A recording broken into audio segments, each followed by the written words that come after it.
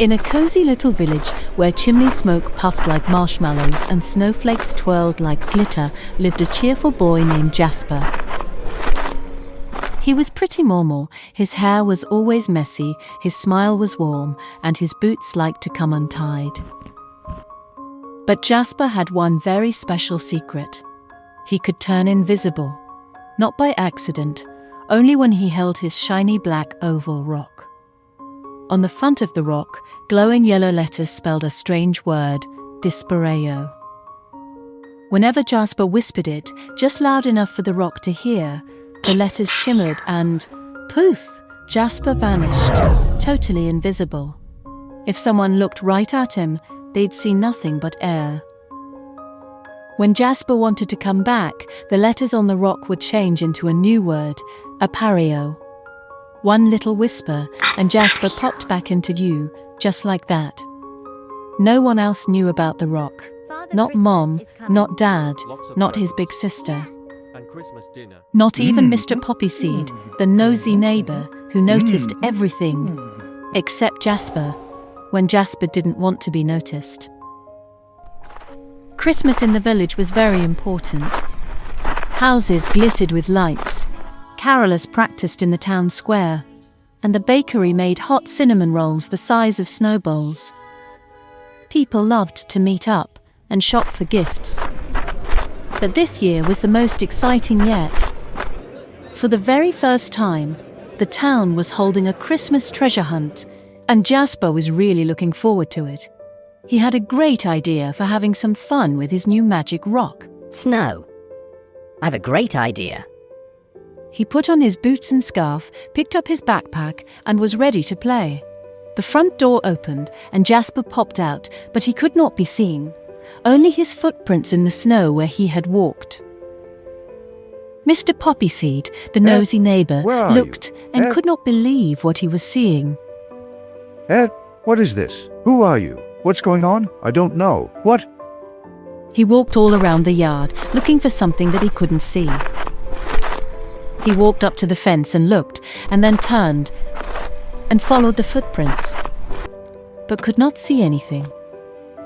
Mr. Poppyseed had gone, and with a flash, the front door slowly opened all by itself. Footprints began to appear in the fresh snow, one by one, as if an invisible someone was tiptoeing down the garden path. It was Jasper. He was off to join the town's treasure hunt, but he didn't want anyone to spot him just yet. This was going to be his secret adventure. It was finally time for the big treasure hunt. Families gathered in the town square, ready to begin. Children clutched their maps, pointing and whispering about where they should go first. There were so many hiding places to explore.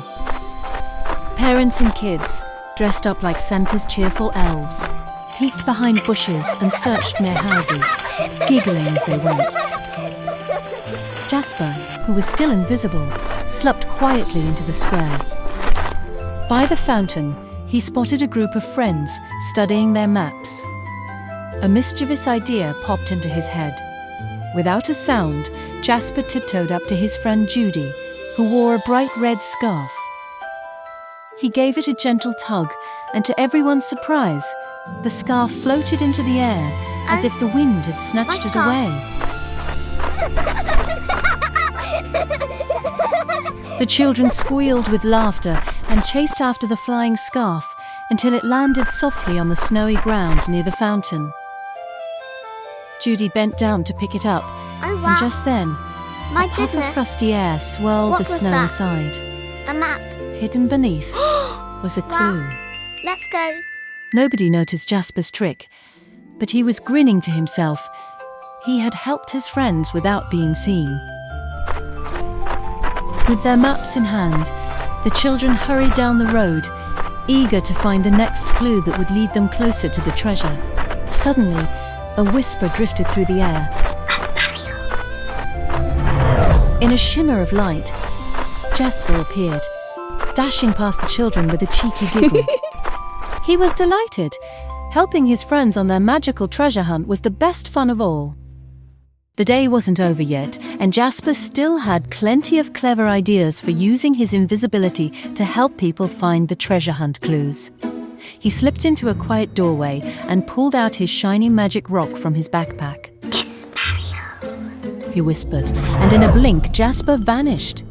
No one could see him as he walked down the road toward the busy town square. He passed an elderly man who was enjoying a cup of coffee at a little table. But as Jasper hurried by, the air swirled like a playful breeze. Whoosh! The cream from the man's coffee splashed right onto his face. The man blinked in surprise, wiping his face with a napkin. He looked around, puzzled. Something had brushed past him, he could feel it, but there was nothing there. He scratched his head, completely speechless. Jasper felt a little sad for the old man. He hadn't wanted anything bad to happen to him, so he thought of a way to cheer him up. Quietly, while the old man wasn't looking, Jasper placed a treasure hunt clue on the table. When the old man turned around and spotted it, his eyes lit up, and he smiled with delight. Jasper felt pleased too, and set off happily towards the town centre, ready for the next part of the adventure. The sun was setting and the little town twinkled with lights that made everything look extra festive. Jasper sat on a bench, watching his friends laugh as they threw snowballs at each other. He wanted to join in too, but in a very special way. Jasper had a secret plan. With the help of his magic rock, he would have an invisible snowball fight and then lead his friends to a hidden treasure hunt clue. His grin grew wider just thinking about it. He quickly looked around for a quiet spot and spotted a big container behind a shop. "Perfect!" he whispered. Jasper crouched down, held the glowing rock tightly, and said the magic word, "Dispario!" In a flash of yellow light and a soft whoosh, Jasper and the rock disappeared completely. Billy threw a snowball at a snowy bush, but to his surprise, the bush threw one back. He blinked in shock. Cass, who usually looked a bit gloomy, was watching too. His eyes grew wide as snowballs suddenly splashed onto his shoulders and face. "Who's throwing them?" Cass gasped, spinning around. The boys laughed nervously, but then a giant snowball zoomed out from the bush and landed near the town's Christmas tree. Curious, they ran over, and right beside the snowball was something poking out of the snow.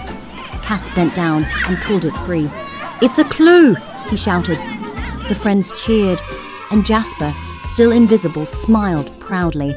His trick had worked, and he had helped his friends once again. By the end of the day, the treasure hunt was nearly finished. Everyone who had found clues gathered at the final stop, a big, jolly snowman.